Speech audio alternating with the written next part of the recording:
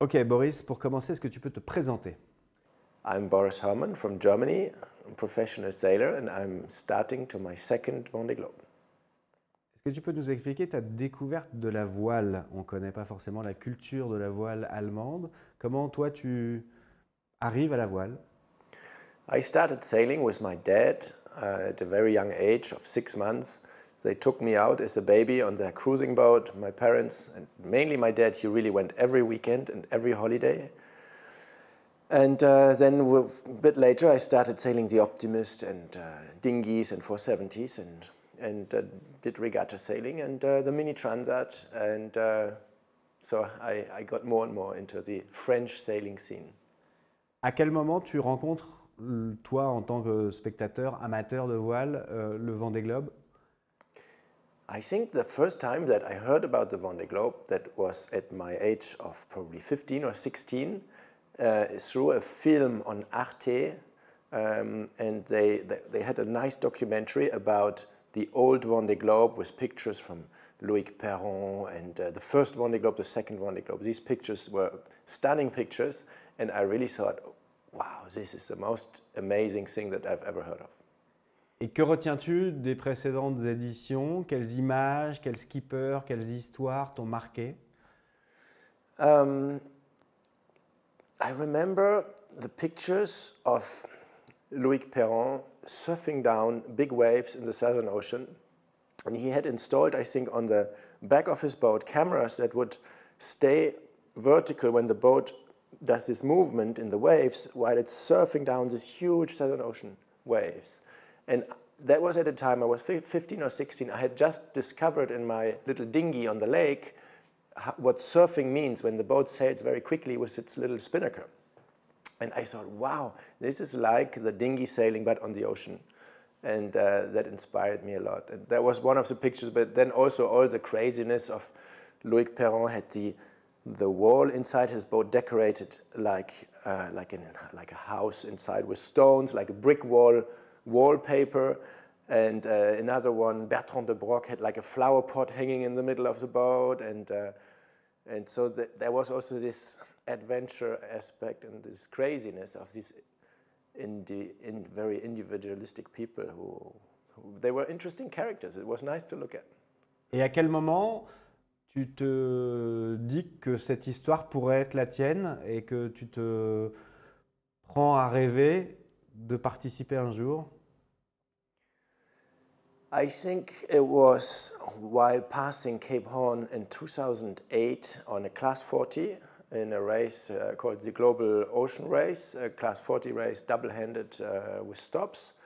And we have this an early morning sunrise. We sail around Cape Horn, and my co-skipper, he says, see you in 2012, which would have been the next edition of the Vendée Globe. So that was, and then he said it to me like a joke while I was filming myself, or he was filming me, and then I said it to the camera. And I have a strong memory of this moment where I expressed the first time consciously, that's what I want to do, Vendée Globe 2012. Le Vendée Globe, à ce moment-là, c'est quoi pour toi?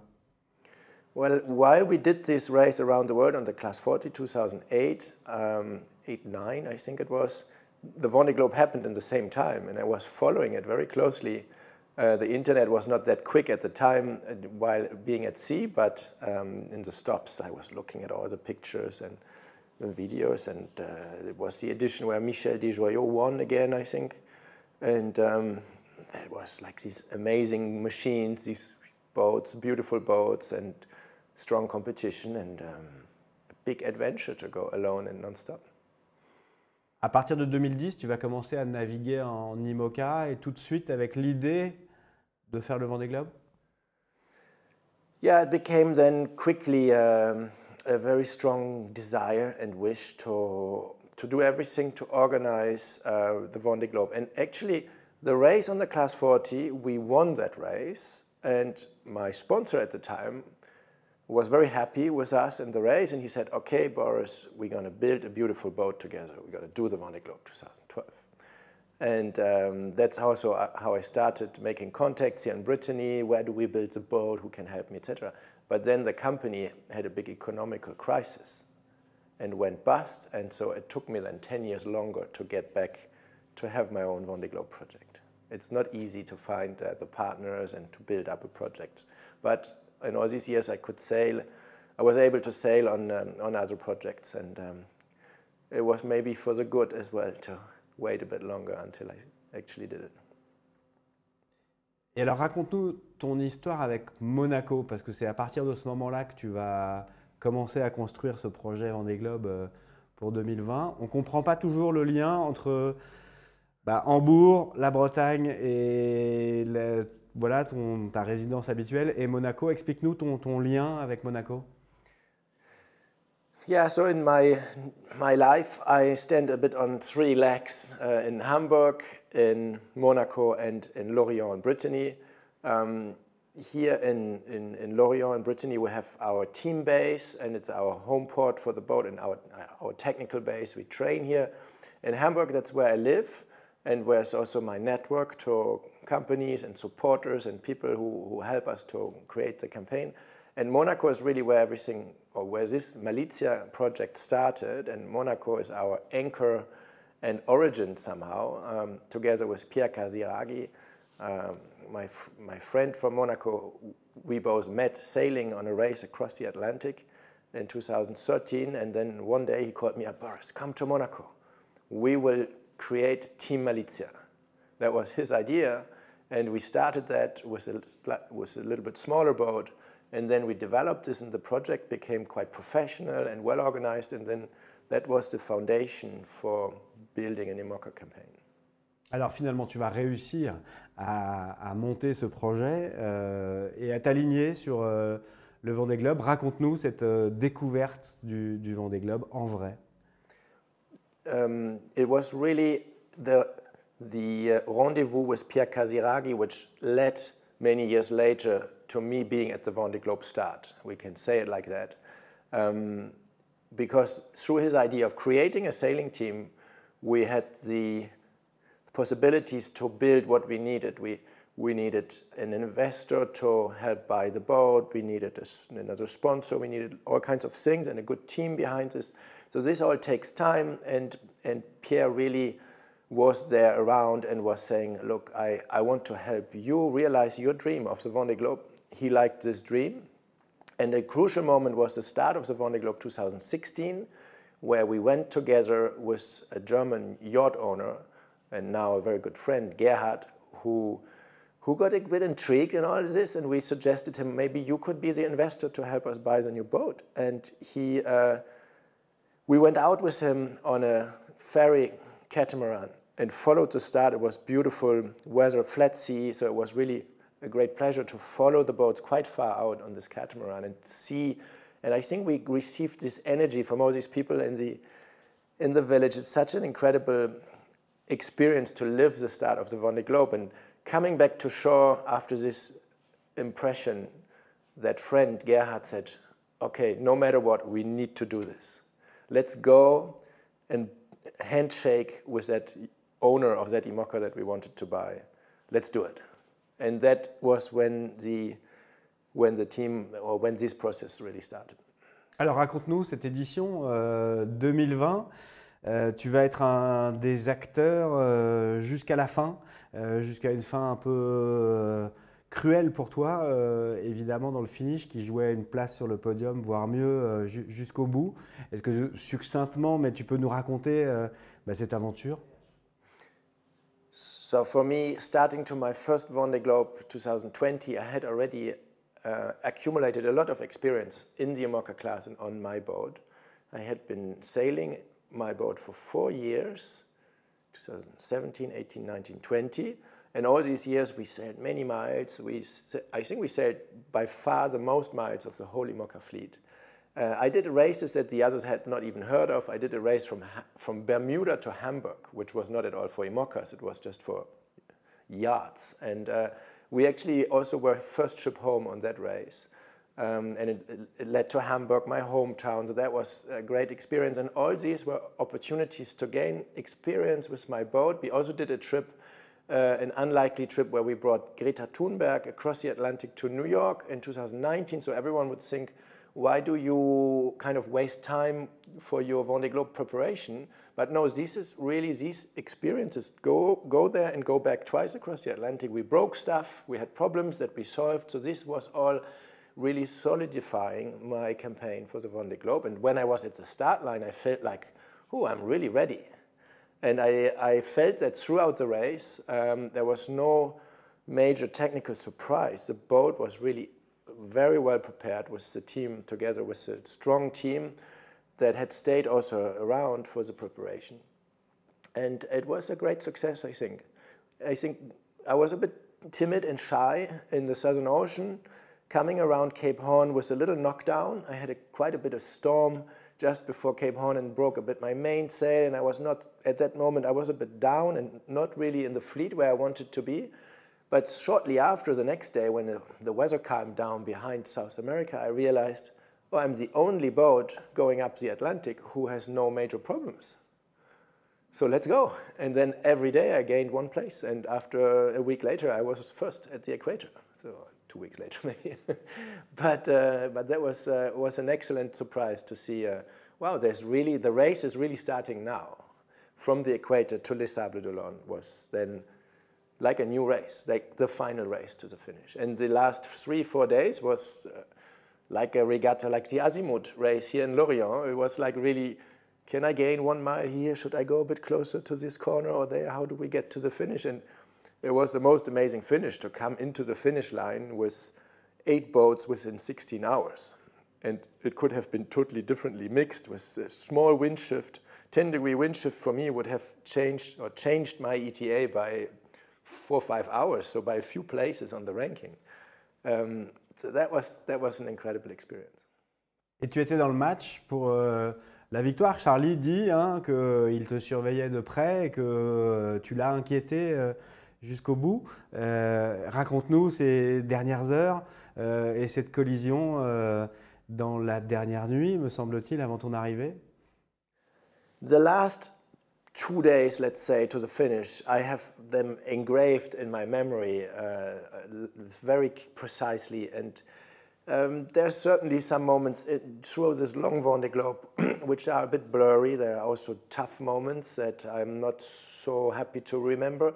But the finish is a very conscious memory. And the finish starts for me with flight, an airplane coming, with Armel Leclerc speaking on the VHF radio to me, saying, well done, keep pushing, you can still win, I think he said. Stuff like that. And it was a foggy day. I couldn't really see the plane, but I could hear him. And then I was approaching Cap Finisterre, the northwest corner of Spain. And it was really only Charlie and me who would go that way. The others all went a bit more almost to island and then south. They did a different strategy, but on the computer program, both would arrive at the same time, and we really had no clue what would happen. And so I was thinking, okay, like by 1%, I was more inclined to go where Charlie went, and I followed him closely. And we did a bit this kind of, no, it was not a match race. He had quite a bit of advantage, but I had some hours of bonus that I would be given at the finish. So it was I was aware and conscious that it would be a tight match. And I think it was an evening, the evening before the arrival. The arrival was meant to be kind of midnight, 4 hours from the finish, 100 miles, 90 miles from the finish, going full speed. I was texting with a team, and they sent me pictures how they put their life jacket on to go in the rib. And there was Prince Albert from Monaco. There was my friend Giovanni Soldini, the Italian sailor that I had done so many miles with. And there was, of course, my family, the team, Pierre Casiraghi. All these people sent me selfies from how they are excited to receive me. And I was super happy and relieved. And we said, okay, see you in 4 hours. I went for a last little nap, and then bang. And I had to think, what do I tell these people now? Them. And I kind of made a little video and told them, look, sorry, I'm going to be a bit later. They needed they turned around with their little motorboats, undressed, went to sleep, because now I would sail very slowly to the finish with a broken foil that was half shivering in the water like this, and the broken bowsprit, and one shroud was missing. Luckily, I could still finish, and I, I then, on my navigation program, I set the time limit to be just ahead of Thomas Royan in the ranking. And I just made sure that I'm like 10 minutes in front of him. And because I wasn't quite sure how fast I could go before this foil would completely break off or do something bad. And so I sailed just at the speed limit, let's say, to assure this fifth place at the end. Qu'est-ce qui te reste aujourd'hui de cette nuit? C'est de la frustration, d'être passé à côté de quelque chose d'énorme. C'est de la joie finalement d'avoir pu terminer quand même malgré cette collision. Quels sont tes sentiments aujourd'hui? What stayed from this experience of the crash was really the feeling of happiness about being able to finish. And the consciousness it could have been much worse. And kind of a thankfulness. Oh, thank you, my destiny. Thank you, destiny, to let me have the finish. For letting me have a Vendée Globe result, which is respectable. And finally, there was lots of positive in this experience. I mean, I hope it will never happen again. And we really changed instruments on the boat. We doubled to have 2 AAS, to have different cable sections in the mast, because all the cables got a bit damaged, so that might be reasons for the collisions there as well. We still don't know exactly how it happened, but that should not happen again. But nevertheless, in that moment, I had no frustration at all. I was just kind of woken up and so thankful that I can now appreciate the finish in daylight and with a much completely changed consciousness, because I think that's a very typical human thing that happens to us when we are about to lose something completely and then get it back a little bit, then it's worth much more. That can be with health, for example. If we have a bad diagnosis for health and then suddenly, no, it's not that, then only then we realize how lucky we are to be healthy. And I wouldn't have realized to just become like second, which I expected. I expected kind of a second place at that time. I would probably just have taken it for granted a bit, because it was already foreseeable for a couple of days. So yeah, I would have been happy, but well, it would kind of have felt a bit natural. And like this, it was a spectacular finish for me and a spectacular,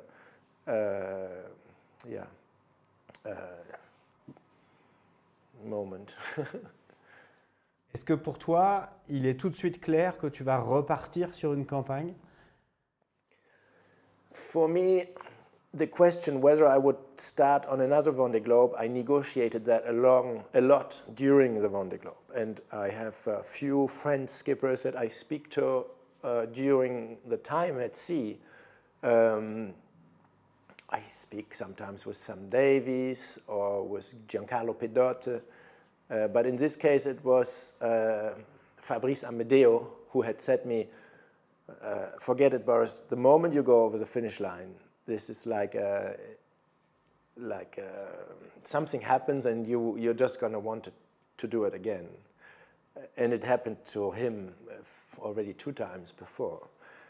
Because I was texting them and saying, how can you, this is so tough, how can you dare to do this more than once? I mean, it's completely inhuman, it's ridiculous. It's like, how can I survive this? It's so difficult for me at this moment. And there was the solitude, the constant worrying for my boat, and I was really pushed to my limit. And I thought, this is not enjoyable, and I will never do this for sure again.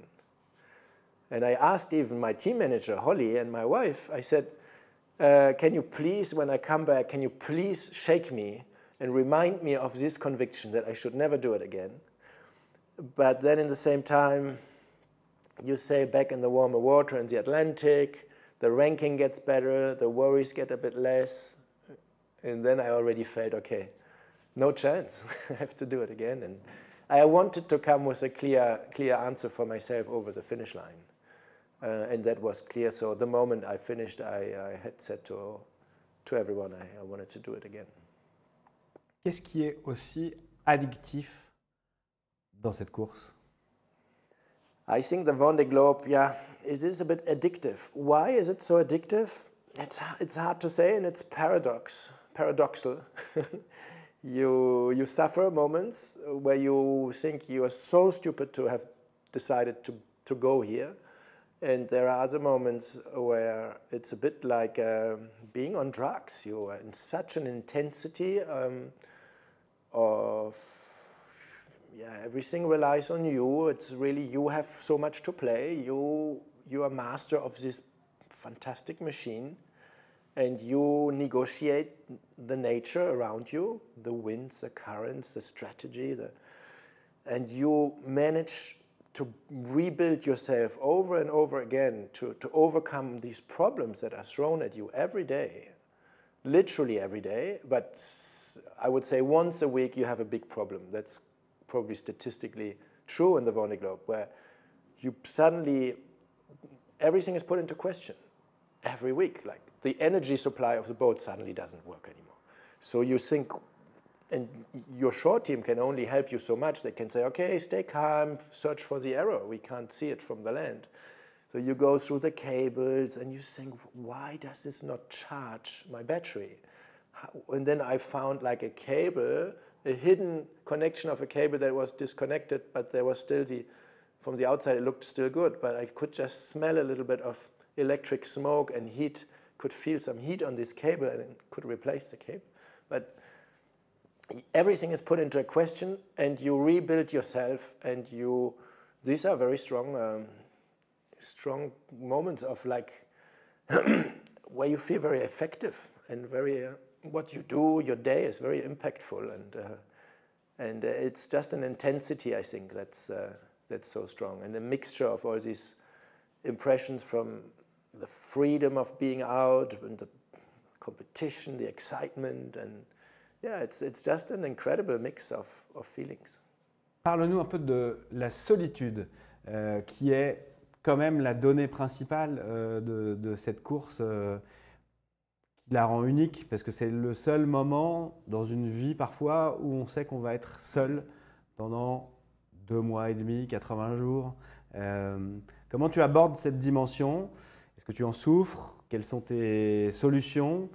Et qu'est-ce que change aujourd'hui l'explosion des débits et des communications solitaire versus solitude? Yeah, I wish I was a philosopher, then I could maybe better explain the notion and situation of solitude on this race, because we chose to be there in the first place. We want to really, it's kind of, for many years, it's our big dream to go there. And then you find yourself there suffering, at least me, I suffer a lot from this solitude. And so that's kind of strange that I put so much energy into something where I then feel myself super uncomfortable. So I cannot explain why we do this. It's hugely paradox. But when this anxiety of loneliness, it is usually the strongest within the end of the first week, I would say.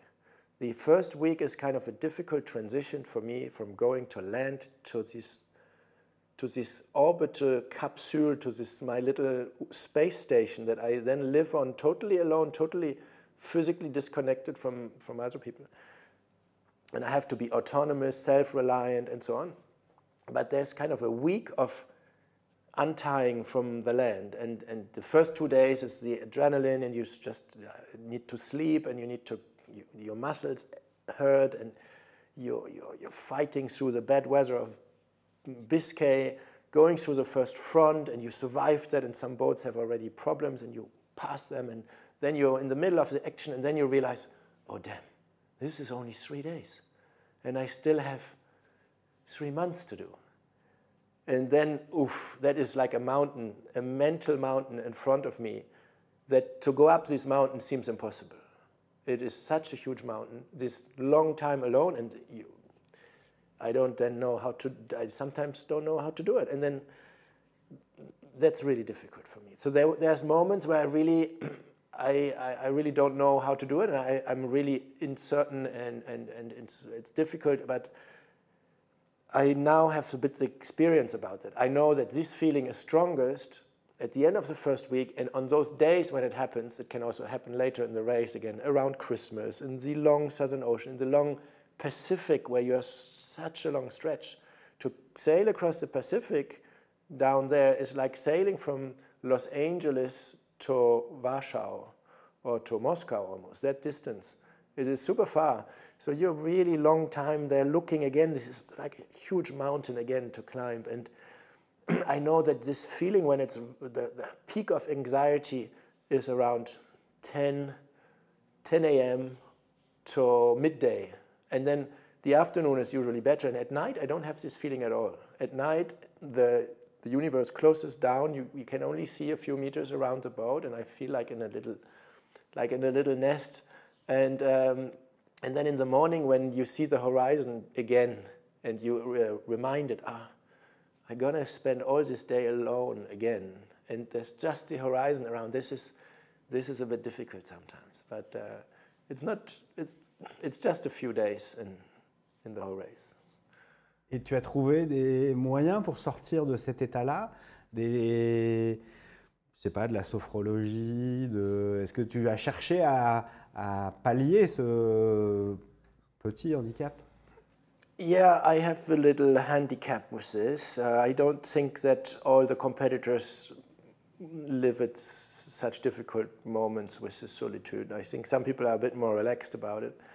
But yeah, and then after the Vendée Globe, I was trying to find a kind of psychologist who could help me a bit with that. But I didn't really find someone who I thought, they can actually imagine what it's like, or relate to this, or that I can relate to what they tell me. So I'm just trying to be a bit more self-confident this time, and I hope it's just going to be better. I don't have a specific technique now, and I will see how it goes. But the good thing is that I know a bit how many days this can happen, and it's obviously not every day, you know. It is sometimes, and I know that at night I don't have this feeling. So worst case, I just wait for the night, and then I know it's going to be better. Parlons du sportif maintenant. Tu as, avec cette campagne, pris, tu l'as dit, de la confiance. Tu as monté ton niveau encore. Et dans toutes les courses de préparation, maintenant, tu joues devant. Le Jeune Race, les Transats de cette année t'ont vraiment assis finalement dans ce petit peloton de tête qui s'est battu pour toutes les courses. Comment tu vis ce nouveau statut sportif et quelles sont tes ambitions de ce côté-là pour le prochain Vendée Globe? I think we belong now to the favorites of the Vendée Globe, because if you look on paper what we did to prepare the race, again, we are the boat that sailed the most miles over the 4 years of the preparation time. We got this new boat also first from all the new boats that are out there, and we took this new boat already around the world and through the Southern Ocean. Knowingly, we do that to prepare that boat for the Vendée Globe. There was this big race that we did with the crew around the world, really to prepare the Vendée Globe. And there's no one else who has done that except Paul Meyer and Benjamin Dutroux. But Benjamin had the kind of the problem that he had a technical issue and he couldn't do this very important Southern Ocean leg in the race around the world. So really, I think that the only two ones who have done this massive preparation is Paul Meyer and us. And then Paul had problems this year. So we are really the boat that has done the most preparatory races and miles, and that naturally puts us in the position of a favorite. Then at the end, emotionally, to me, that doesn't change anything. If anything, it's good, but I don't feel under pressure. Because for me, the Vendée Globe is more than a race, and it's maybe not even a race. I really try to go also out there in terms of a voyage. And because I'm conscious about the risk in the Vendée Globe, it is a race that I think has a high proportion of deception.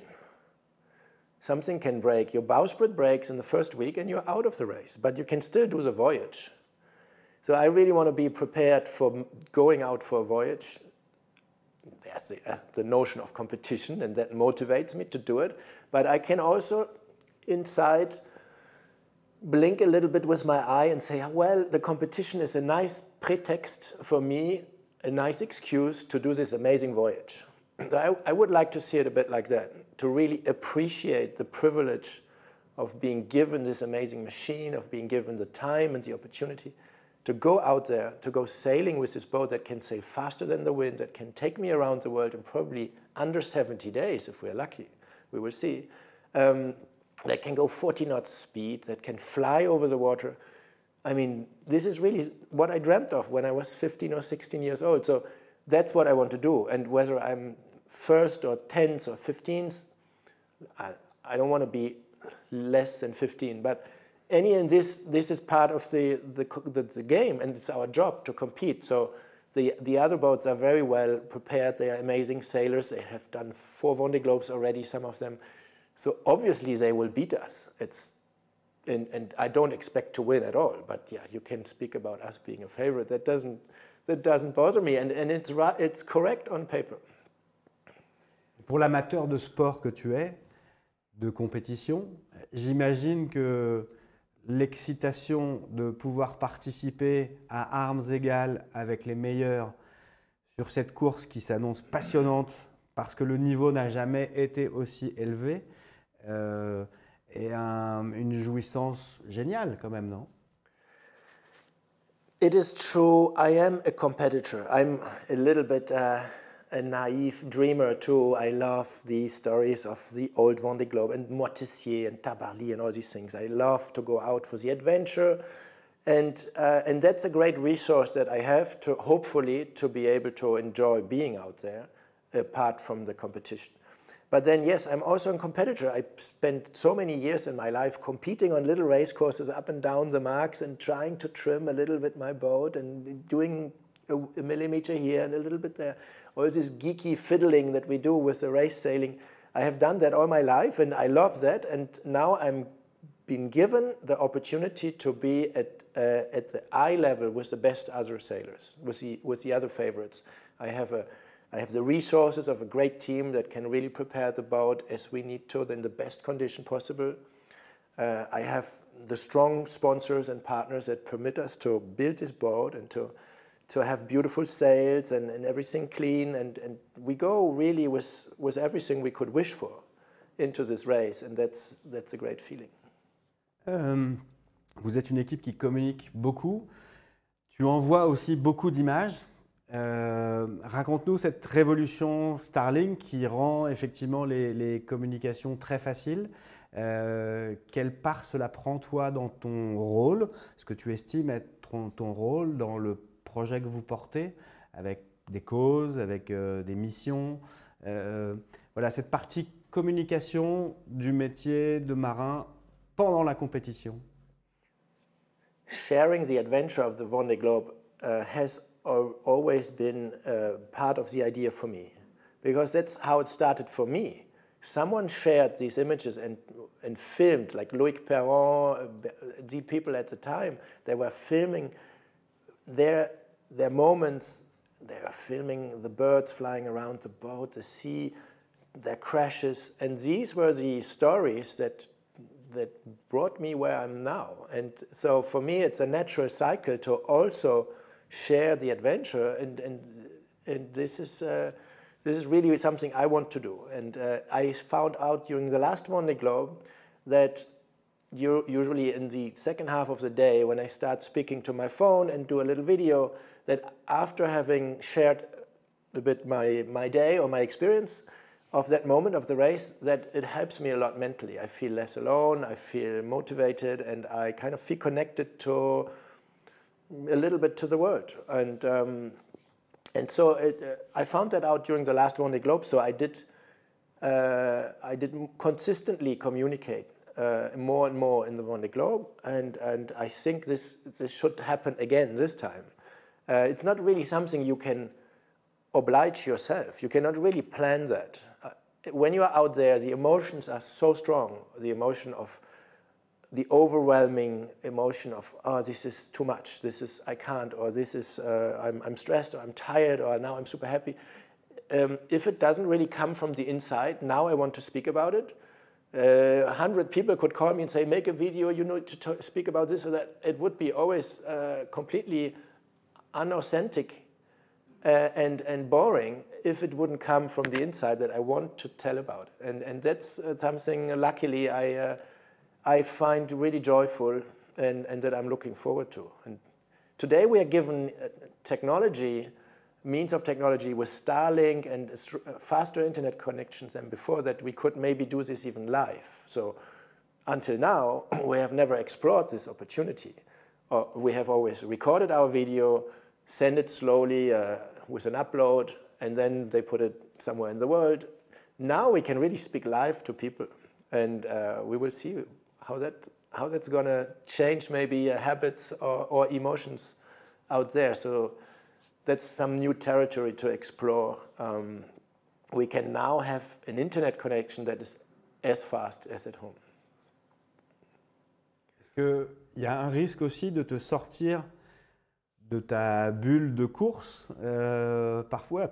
Parce qu'il y a effectivement, dans un sens, toi tu peux envoyer beaucoup, mais la Terre te contacte aussi comme si tu étais dans ton bureau à côté. We have always been very connected at sea. I remember my first race around the world, 2008, we used email only, but it gives you really a strong connection as well. You get sometimes 30, 40 emails a day. You know, it might be a day in the Southern Ocean where you don't need to change your sails, where you sail along, and where you take an hour in the morning to go through a few emails and speak to your parents or your team and the sponsor or someone. And so that has always been possible, and even sending videos at the time. I don't think that it's a risk to now have the possibility for quicker internet connections. But I honestly, I don't really know how it's going to be.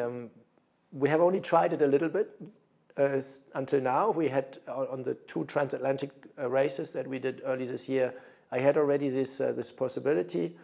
But I didn't use it so much, honestly, because I was in my bubble, in my emotional bubble. I was in my routines of how I'm used to do things. So it hasn't made a difference yet, but I know that the Vendée Globe is much longer, and there will be times where I have more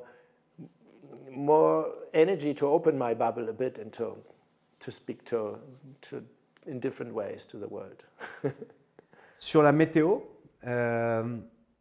on a vu dans les dernières transats que tu étais capable d'assumer des choix, de faire des choix, et c'est notamment là que tu as eu le temps d'envoyer beaucoup d'images dans cette longue remontée vers l'Islande, vraiment à la hauteur de l'Irlande. Est-ce que, a posteriori, ça t'a donné de la confiance sur ta capacité à faire des choix stratégiques, tactiques, sur le reste de la flotte? Est-ce que ça t'a apporté de la confiance? Yeah, I think the fact that in the early season races this year I was able to do some original strategic choices, especially on the race from New York back to France. I did a huge detour through the north, and everyone was a bit shaky, rolling their eyes. What's he doing? Is he sailing to the wrong place, or what's going on? Actually, at one moment, the winner, Charlie Dalin, and me, I was finishing second later on, we were 2,500 kilometers separated north and south. I was in like polar cold conditions, and he was in subtropical conditions, and we were both going to the same place. I think that's unique. We very unlikely we're going to see this big strategic options ever in the Vendée Globe. The Vendée Globe will keep us a little bit more in check along the ice limit in the south, and then going north in the Atlantic. You will never have 1,000 nautical miles lateral spread. The place in the Vendée Globe where I think it's the most critical is going in the South Atlantic. Once we all pass the corner of Brazil, where we will most likely all pass quite close to land, then the road could open up a bit. Some people may take a detour more south around the St. Helena High, and like last time, I tried to go a little bit through the middle of St. Helena High. And that's a big moment, and that can be very decisive for the race later on. So for me, that will be the most critical strategic moment in the race. And the experience from this spring, where I went very differently, I think that helps me, though, because I found some joy also in the extravagant route. And so even if it doesn't work out, and you really, honestly, no one really knows 100% the answer. There's no right and wrong. There's a kind of scientific answer, which is, okay, you have a certain probability, but sometimes it's the same for both routes. So then you just choose one, and then, yeah, there should be also the joy of this spectacle of what the nature is going to decide upon us. Parle-nous de la nouveauté aussi avec ces grands foils, c'est la dureté des bateaux qui s'est encore accentuée. Est-ce que tu peux nous décrire la difficulté de vivre à bord et la difficulté de vivre à bord pendant 2 mois et demi dans ce niveau de violence physique, auditive? Comment tu appréhendes ça, cette partie de l'aventure qui vous attend? Well, I think there's one aspect that's very different for me than the other teams, which is that our boat is more gentle for me, more gentle to me, and it has a capacity to go through the ocean in a more gentle way. There are only 2 other boats that have similar capacities, which is Thomas Rouillon and Johan Richomme, who have also boats that they cut a bit the waves and they don't, but compared to my previous boat, I think this boat is now more gentle for me. It has a rounder shape, and it was really the impression from the last Vendée Globe that led us to build this boat, to say that we don't want to stop in the waves. We don't want to, fight against every wave in the Southern Ocean. We need to have a boat that can go through the sea, that needs to be round a little bit, so to adapt itself to the sea state. And I think that's a great success of our campaign, that this boat can actually do that. And I can, while the boat goes at 30 knots, I can stand inside the boat and hold myself a bit with a cup of tea. And I'm not being thrown around like some other skippers experience. And on the downside of this, on flat sea in the Atlantic, we might be a bit slower. So it's really a big question how this Vendée Globe is going to pan out. It depends a lot on the conditions in the Atlantic. Raconte-moi ce que serait pour toi un Vendée Globe réussi. For me, a success in the 2024 Vendée Globe would be to get to the finish and to share the adventure, to be in the top 10, to have taken pleasure in doing it and being able to do it again, and to come back with our scientific data that we collect along the way, and to have inspired a few people by doing it. C'est tout ce qu'on te souhaite. Merci beaucoup. Thank you.